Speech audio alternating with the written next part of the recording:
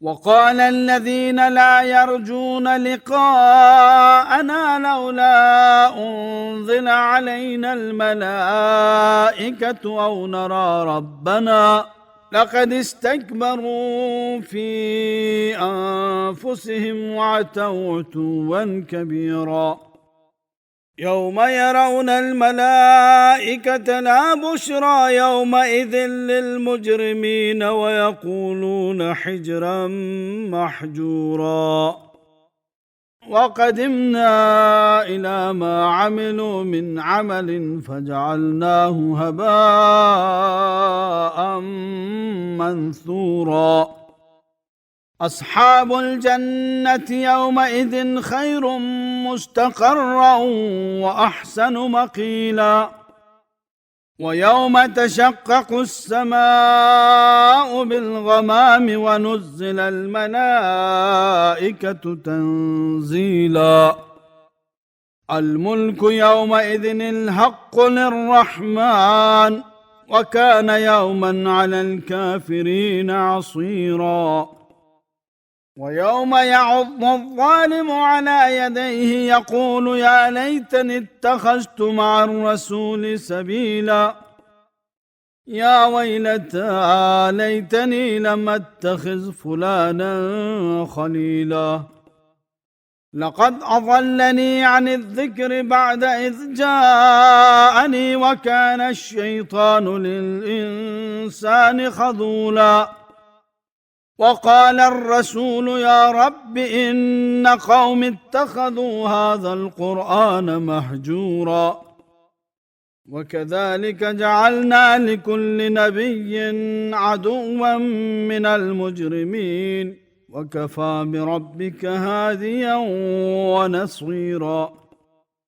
وقال الذين كفروا لولا نزل عليه القرآن جملة واحدة كذلك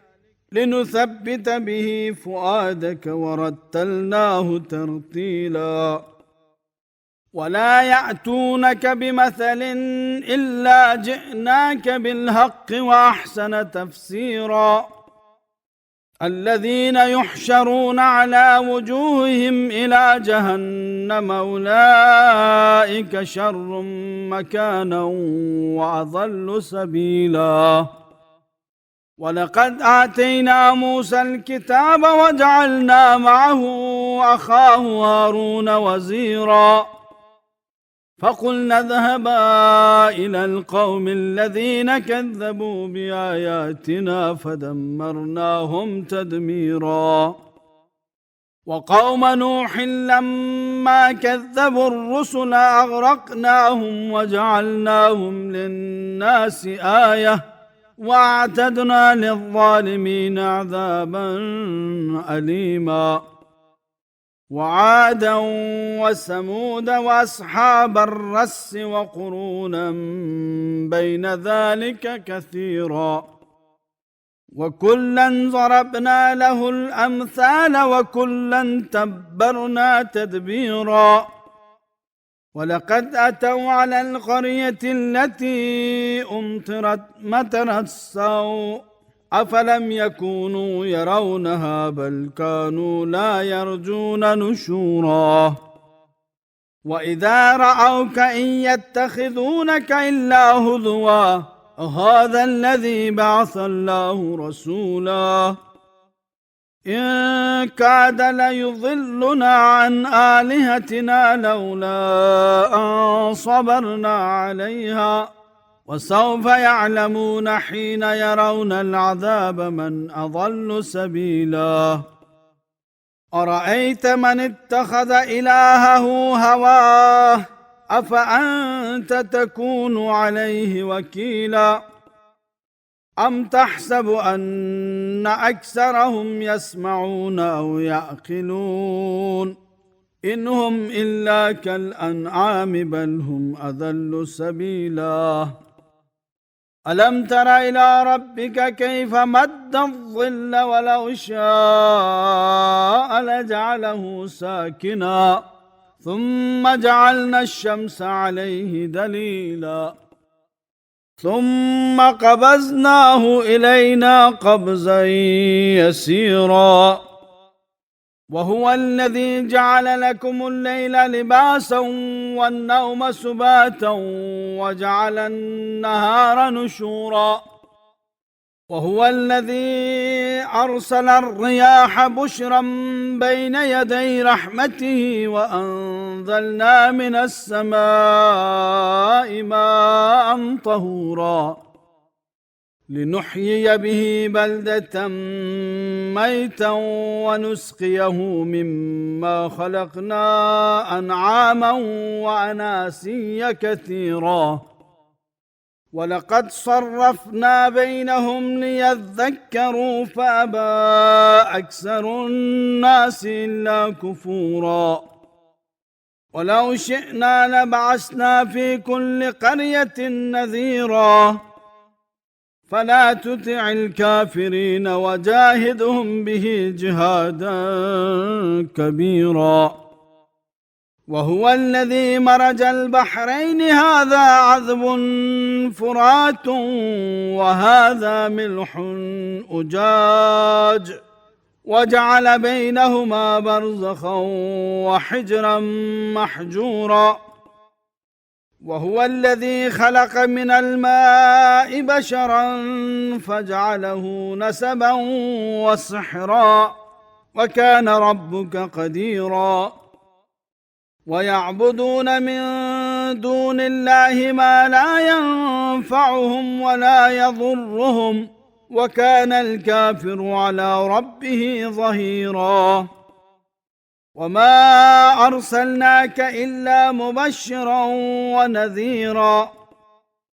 قل ما أسألكم عليه من أجر إلا من شاء أن يتخذ إلى ربه سبيلا وتوكل على الحي الذي لا يموت وسبح بحمده وكفى به بذنوب عباده خبيرا الذي خلق السماوات والأرض وما بينهما في 6 أيام ثم استوى على العرش الرحمن فاسأل به خبيرا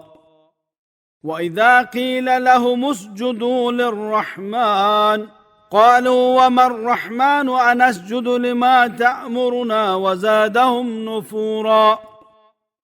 تبارك الذي جعل في السماء بروجا وجعل فيها سراجا وقمرا منيرا وهو الذي جعل الليل والنهار خلفة لمن أراد أن يذكر أو أراد شكورا وعباد الرحمن الذين يمشون على الأرض هونا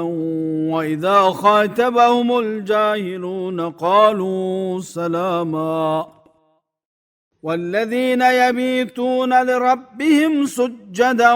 وقياما والذين يقولون ربنا اصرف عنا عذاب جهنم إن عذابها كان غراما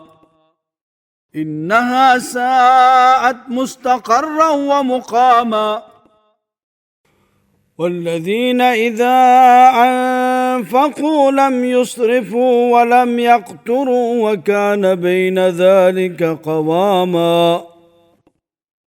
والذين لا يدعون مع الله إلها آخر ولا يقتلون النفس التي حرم الله إلا بالحق ولا يزنون ومن يفعل ذلك يلقى أثاما يضاعف له العذاب يوم القيامة ويخلد فيه مهانا إلا من تاب وآمن وعمل عملا صالحا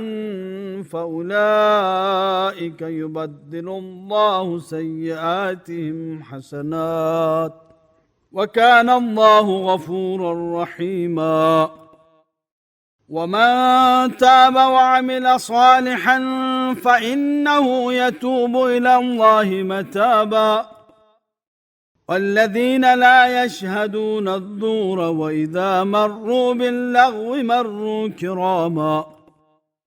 والذين إذا ذكروا بآيات ربهم لم يخروا عليها صما وعميانا والذين يقولون ربنا هب لنا من أزواجنا وذرياتنا قرة أعين واجعلنا للمتقين إماما أولئك يجزون الغرفة بما صبروا ويلقون فيها تحية وسلاما خالدين فيها حسنت مستقرا ومقاما قل ما يعبأ بكم ربي لولا دعاؤكم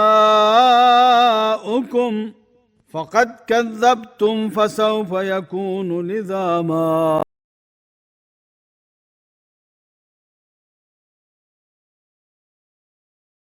بسم الله الرحمن الرحيم.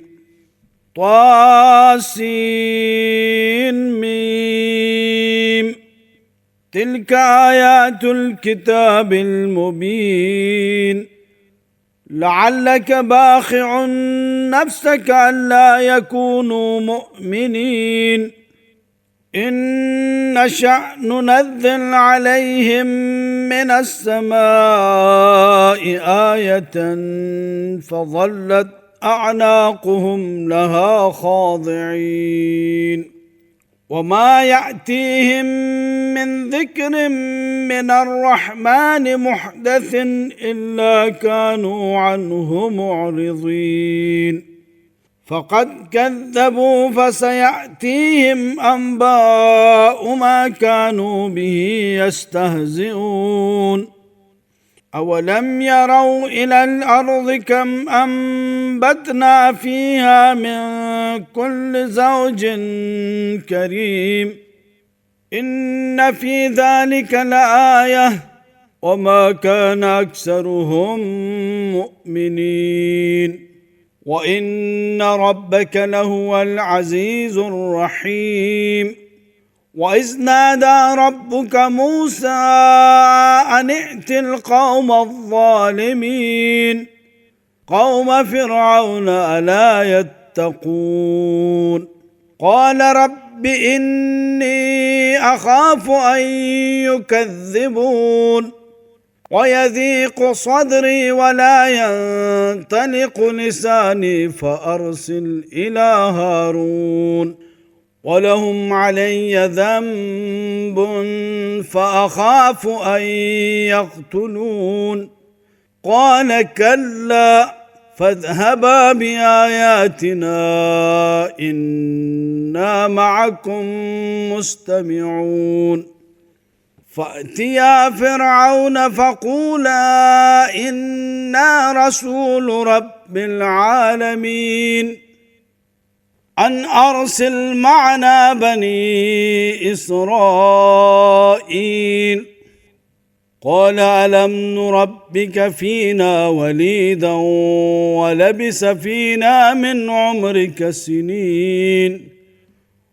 وفعلت فعلتك التي فعلت وأنت من الكافرين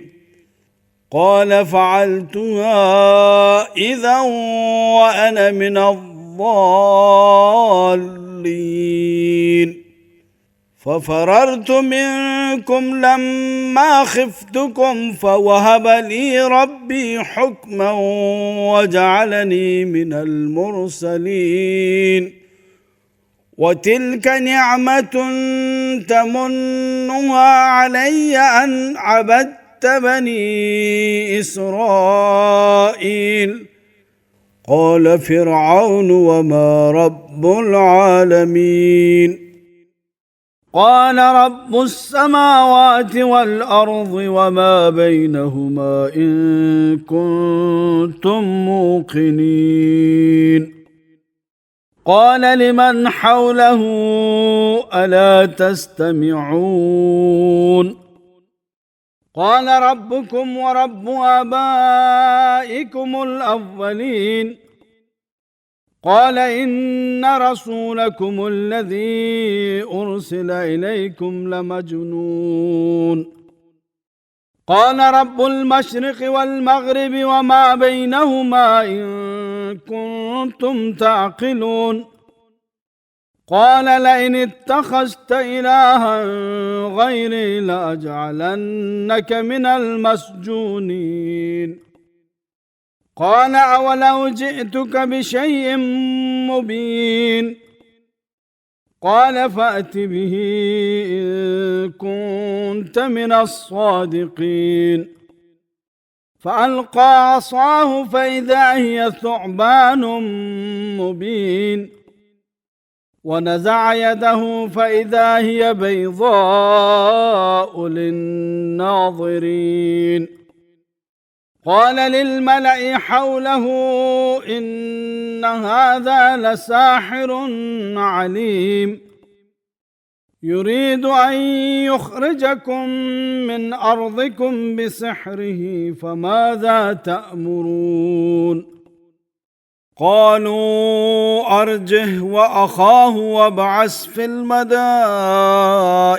حاشرين يأتوك بكل سحار عليم فجمع السحرة لميقات يوم معلوم وقيل للناس هل أنتم مجتمعون لعلنا نتبع السحرة إن كانوا هم الغالبين فلما جاء السحرة قالوا لفرعون أئن لنا لأجرا إن كنا نحن الغالبين قال نعم وإنكم إذا لمن المقربين قال لهم موسى ألقوا ما أنتم ملقون فألقوا حبالهم وعصيهم وقالوا بعزة فرعون إنا لنحن الغالبون فألقى موسى عصاه فإذا هي تلقف ما يأفكون فألقي السحرة ساجدين قالوا آمنا برب العالمين رب موسى وهارون قال آمنتم له قبل أن آذن لكم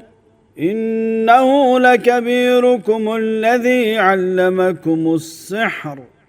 فلسوف تعلمون لأقطعن أيديكم وأرجلكم من خلاف ولأصلبنكم أجمعين قالوا لا ضير إنا إلى ربنا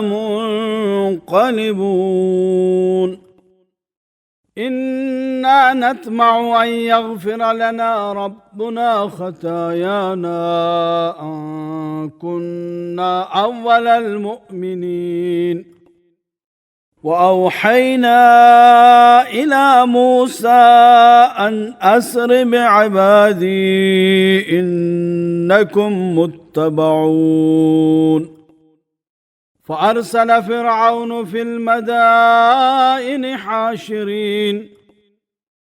إن هؤلاء لشرذمة قليلون وإنهم لنا لغائظون وإنا لجميع حاضرون فأخرجناهم من جنات وعيون وكنوز ومقام كريم. كذلك وأورثنا بني إسرائيل فأتبعوهم مشرقين فلما تراءى الجمعان قال أصحاب موسى إنا لمدركون قال كلا إن معي ربي سيهدين فأوحينا إلى موسى أن اضرب بعصاك البحر فانفلق فكان كل فرق كالطود العظيم وأزلفنا ثم الآخرين وأنجينا موسى ومن معه أجمعين ثم أغرقنا الآخرين إن في ذلك لآية وما كان أكثرهم مؤمنين وإن ربك لهو العزيز الرحيم واتل عليهم نبأ إبراهيم إذ قال لأبيه وقومه ما تعبدون قالوا نعبد أصناما فنظل لها عاكفين قال هل يسمعونكم إذ تدعون أو ينفعونكم أو يضرون قالوا بل وجدنا آباءنا كذلك يفعلون قال أفرأيتم ما كنتم تعبدون أنتم وآباؤكم الأقدمون فإنهم عدو لي إلا رب العالمين الذي خلقني فهو يهدين والذي هو يطعمني ويسقين وإذا مرضت فهو يشفين والذي يميتني ثم يحيين والذي أطعم أن يغفر لي خطيئتي يوم الدين رب هب لي حكما والحقني بالصالحين واجعل لي لسان صدق في الآخرين واجعلني من ورثة جنة النعيم واغفر لأبي إنه كان من الضالين ولا تخزني يوم يبعثون يوم لا ينفع مال ولا بنون إلا من أتى الله بقلب سليم وأضرفت الجنة للمتقين وبرزت الجحيم للغاوين وقيل لهم أين ما كنتم تعبدون من دون الله هل ينصرونكم أو ينتصرون فكبكبوا فيها هم والغاوون وجنود إبليس أجمعون قالوا وهم فيها يختصمون تالله إن كنا لفي ضلال مبين إذ نسويكم برب العالمين وما أضلنا إلا المجرمون فما لنا من شافعين ولا صديق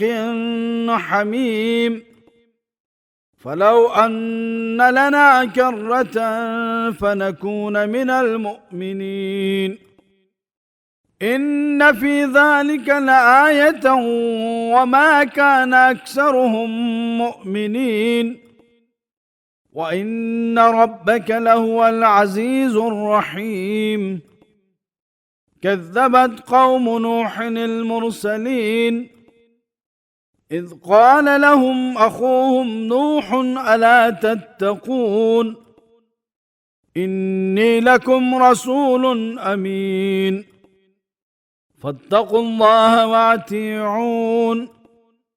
وما أسألكم عليه من أجر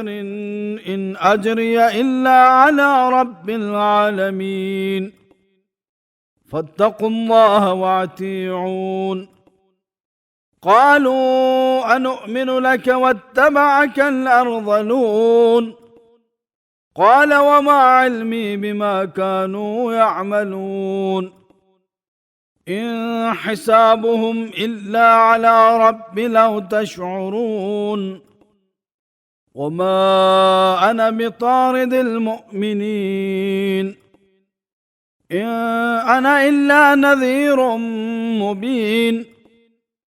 قالوا لئن لم تنته يا نوح لتكونن من المرجومين قال رب إن قومي كذبون فافتح بيني وبينهم فتحا ونجني ومن معي من المؤمنين فأنجيناه ومن معه في الفلك المشحون ثم أغرقنا بعد الباقين إن في ذلك لآية وما كان أكثرهم مؤمنين وإن ربك لهو العزيز الرحيم. كذبت عاد المرسلين إذ قال لهم أخوهم هود ألا تتقون إني لكم رسول أمين فاتقوا الله وأطيعون وما أسألكم عليه من أجر إن أجري إلا على رب العالمين. أتبنون بكل ريع آية تعبثون وتتخذون مصانع لعلكم تخلدون وإذا بتشتم جبارين فاتقوا الله وأطيعون واتقوا الذي أمدكم بما تعلمون أمدكم بأنعام وبنين وجنات وعيون إني أخاف عليكم عذاب يوم عظيم قالوا سواء علينا أوعزت أم لم تكن من الواعظين إن هذا إلا خلق الأولين وما نحن بمعذبين فكذبوه فأهلكناهم إن في ذلك لآية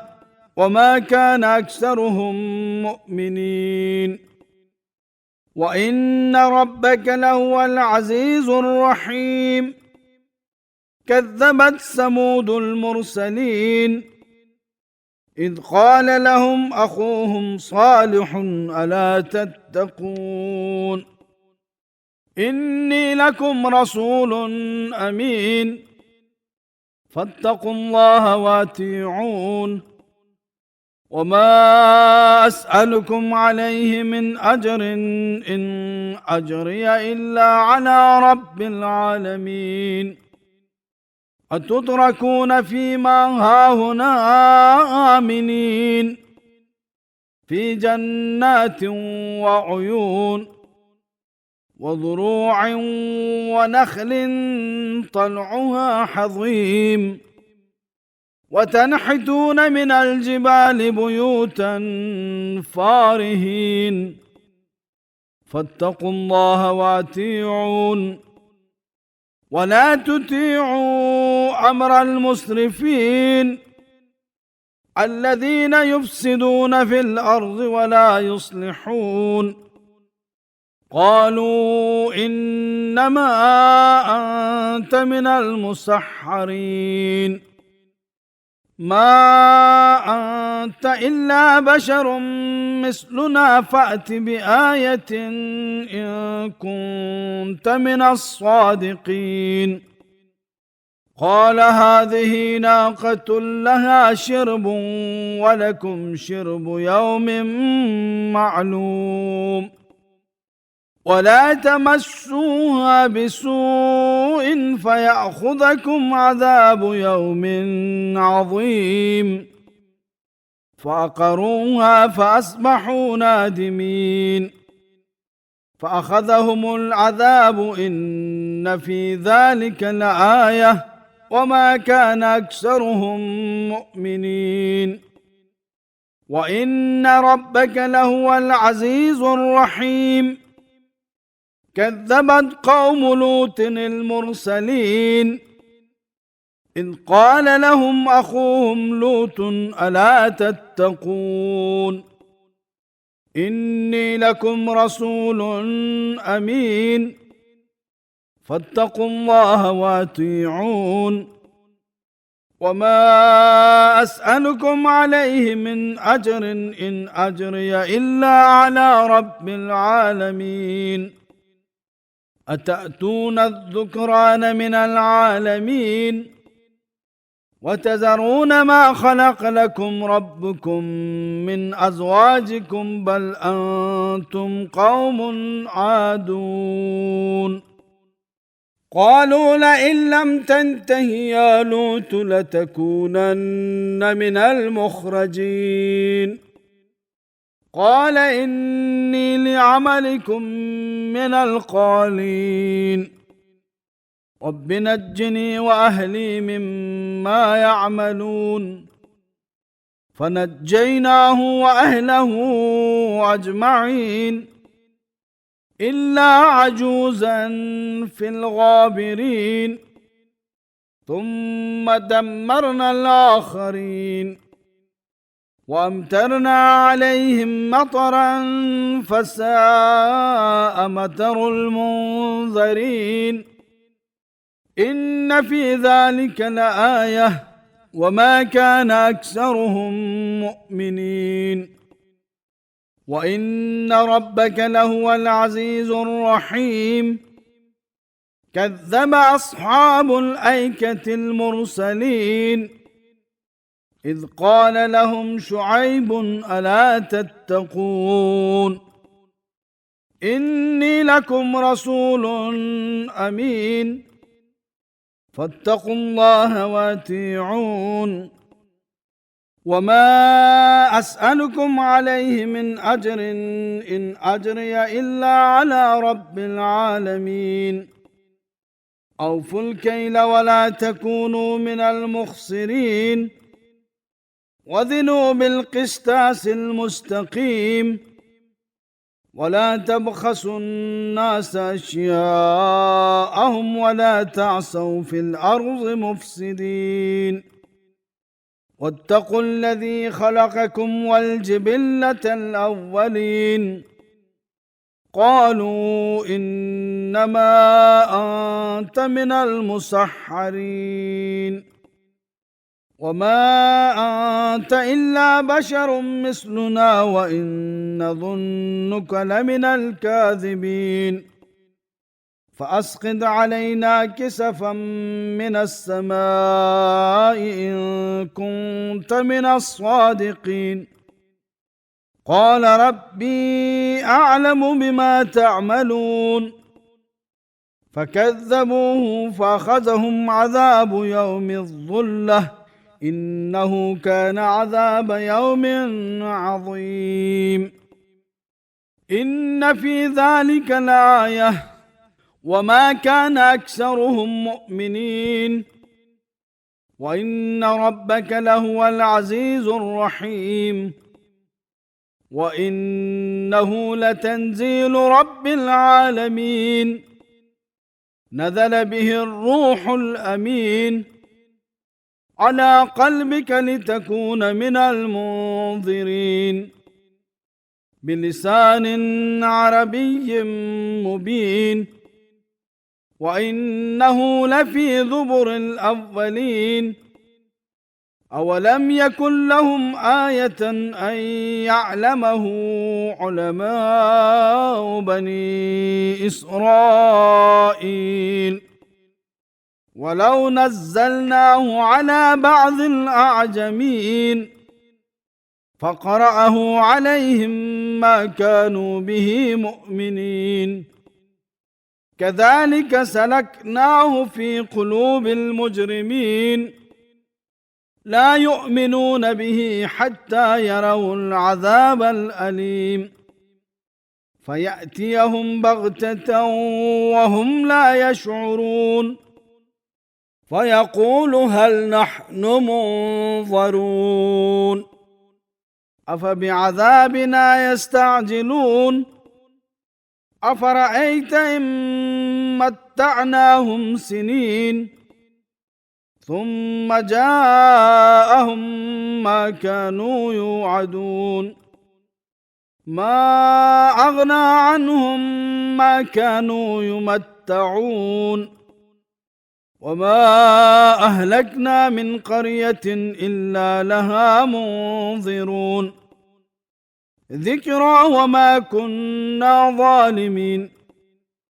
وما تنزلت به الشياطين وما ينبغي لهم وما يستطيعون إنهم عن السمع لمعزولون فلا تدع مع الله إلها آخر فتكون من المعذبين وأنذر عشيرتك الأقربين واخفض جناحك لمن اتبعك من المؤمنين فإن عصوك فقل إني بريء مما تعملون وتوكل على العزيز الرحيم الذي يراك حين تقوم وتقلبك في الساجدين إنه هو السميع العليم هل أنبئكم على من تنزل الشياطين تنزل على كل أفاك أثيم يلقون السمع وأكثرهم كاذبون والشعراء يتبعهم الغاوون ألم تر أنهم في كل واد يهيمون وأنهم يقولون ما لا يفعلون إلا الذين آمنوا وعملوا الصالحات وذكروا الله كثيرا وانتصروا من بعد ما ظلموا وسيعلم الذين ظلموا أي منقلب ينقلبون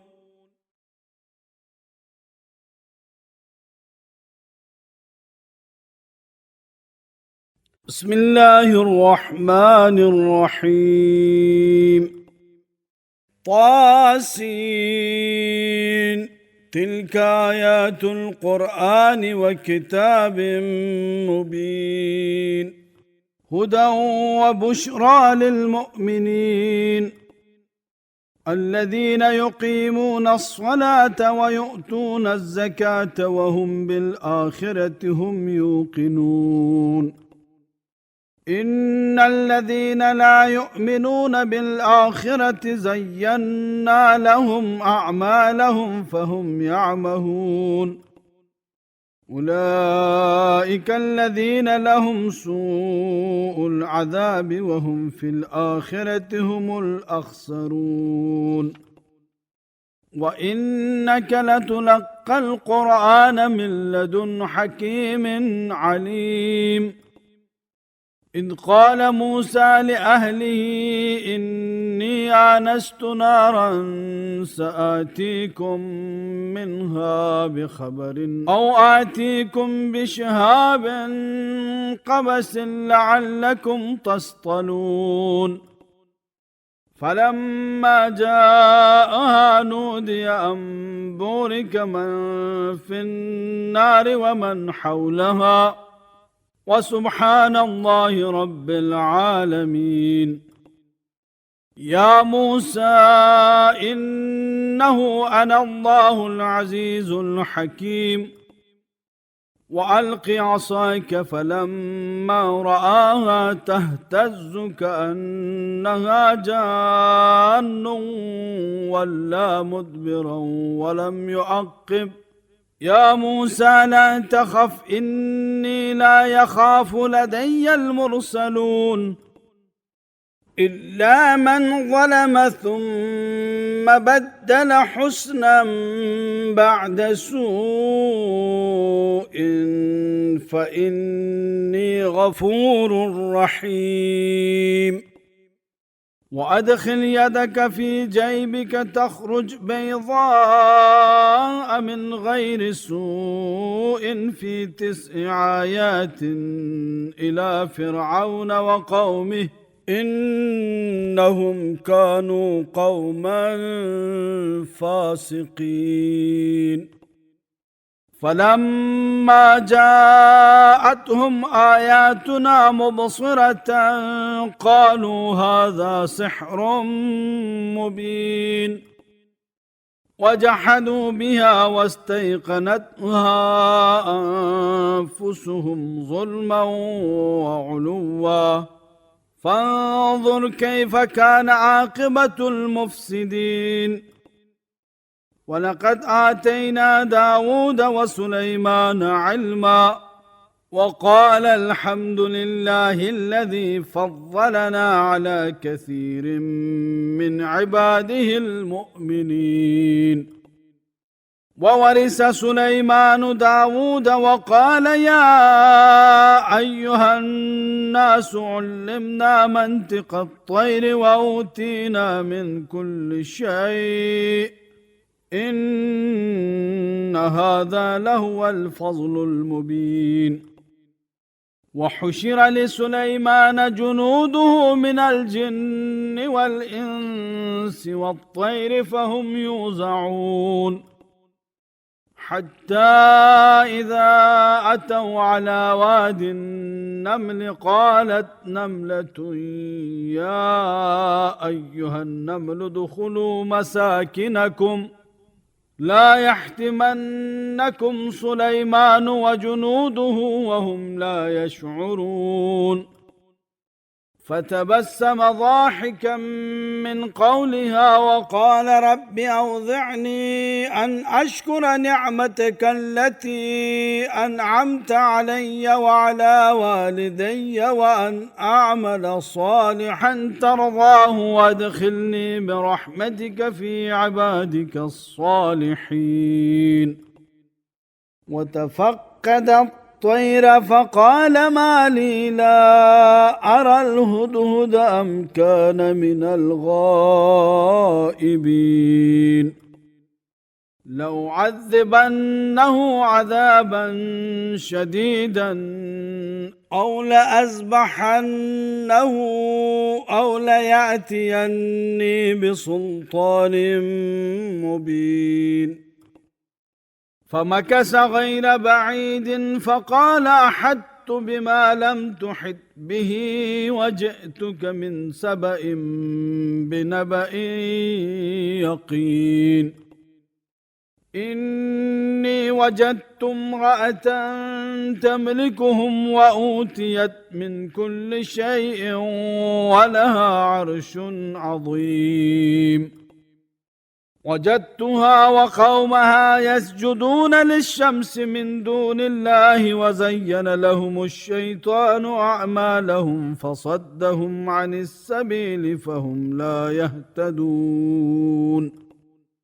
ألا يسجدوا لله الذي يخرج الخبأ في السماوات والأرض ويعلم ما تخفون وما تعلنون. الله لا إله إلا هو رب العرش العظيم.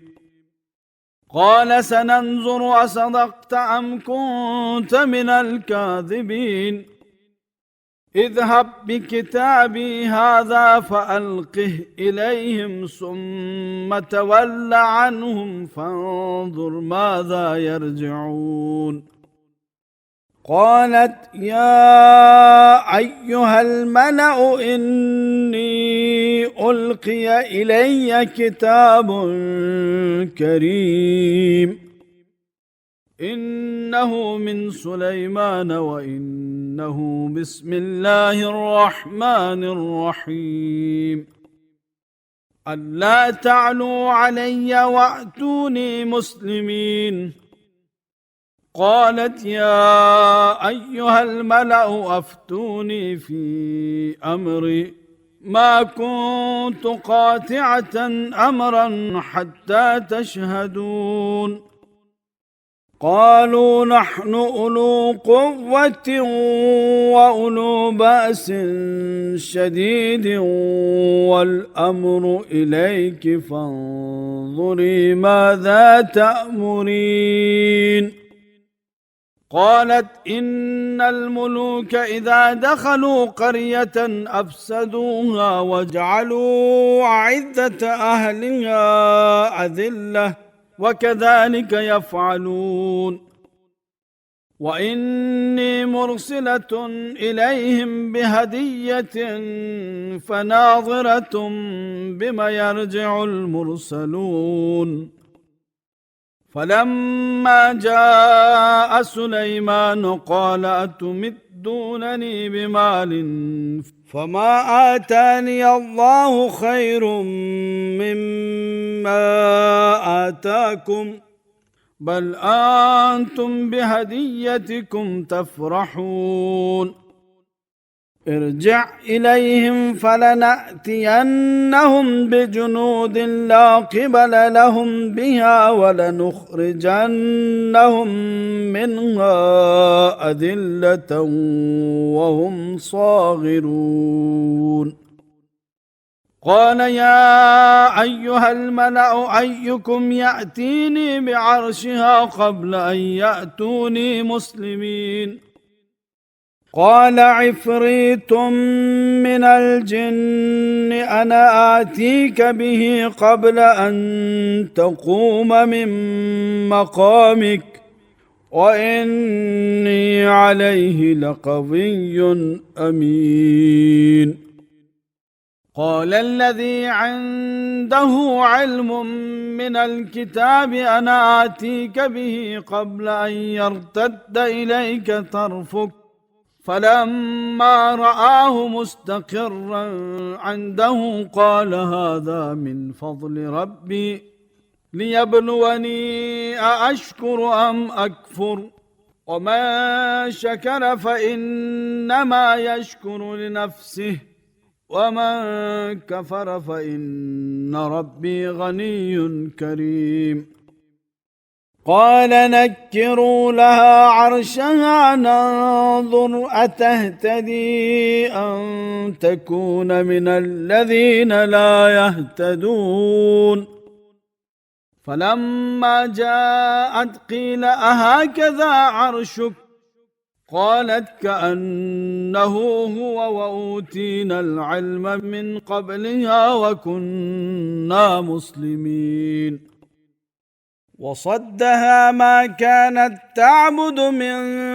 دون الله إنها كانت من قوم كافرين. قيل لها ادخل الصرح فلما رأته حسبته لجة وكشفت عن ساقيها قال إنه صرح ممرد من قوارير قالت رب إني ظلمت نفسي وأسلمت مع سليمان لله رب العالمين.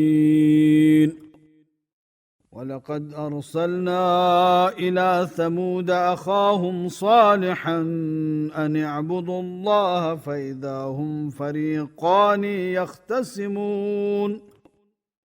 قال يا قوم لم تستعجلون بالسيئة قبل الحسنة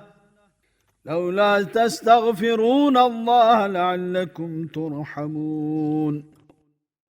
قالوا طيرنا بك وبمن معك قال طائركم عند الله بل أنتم قوم تفتنون. وكان في المدينة 9 رهط يفسدون في الأرض ولا يصلحون. قالوا تقاسموا بالله لنبيتنه وأهله ثم لنقولن لوليه ما شهدنا مهلك أهله وإنا لصادقون. ومكروا مكرا ومكرنا مكرا وهم لا يشعرون. فانظر كيف كان عاقبة مكرهم أنا دمرناهم وقومهم أجمعين. فتلك بيوتهم خاوية بما ظلموا إن في ذلك لآية لقوم يعلمون. وأنجينا الذين آمنوا وكانوا يتقون. ولوطا إذ قال لقومه أتأتون الفاحشة وأنتم تبصرون أئنكم لتأتون الرجال شهوة من دون النساء بل أنتم قوم تجهلون. فما كان جواب قومه إلا أن قالوا أخرجوا آل لوط من قريتكم إنهم أناس يتطهرون. فأنجيناه وأهله إلا امرأته قدرناها من الغابرين. وأمطرنا عليهم مطرا فساء